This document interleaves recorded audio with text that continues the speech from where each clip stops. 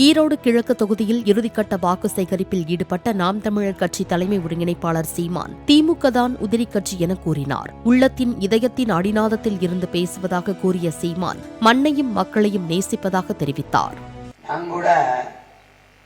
பயப்படுவாங்கன்னு நினைச்சேன், இந்த அளவுக்கு பயப்படுவாங்கன்னு நினைக்கிறேன். இது ஒரு விசித்திரமா இருக்கு. இந்த செய்திகளை கேள்விப்படும் போது படுத்து தூங்கும்போதும் கால் மேல கால் போட்டு படுக்க முடியாது. ஐயா ஐயா தமிழக முதல்வர் மாண்புமிகு மேன்மை மிகு தலைவர் பெருமகன் முத்துவேல் கருணாநிதி ஸ்டாலின் அவர்கள் சொல்கிறார்கள், அதிமுக பாரதிய ஜனதா சில உதிரிகளை, சில உதிரி, யாரு உதிரி? நம்மெல்லாம் தான் உதிரி. இந்த உதிரிகளை வைத்து பெரியாரை விமர்சிக்க செய்கிறார்கள்.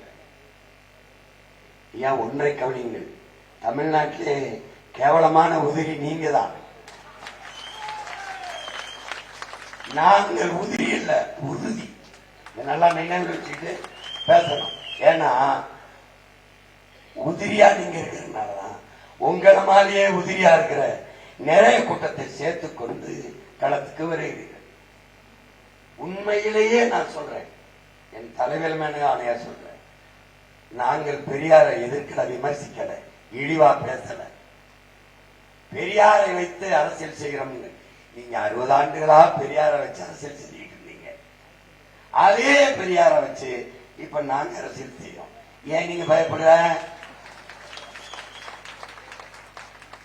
நீ பெரியாரை பற்றி பேசினாய், நான் பெரியார் பேசினதை பேசுகிறேன். இவ்வளவுதான்.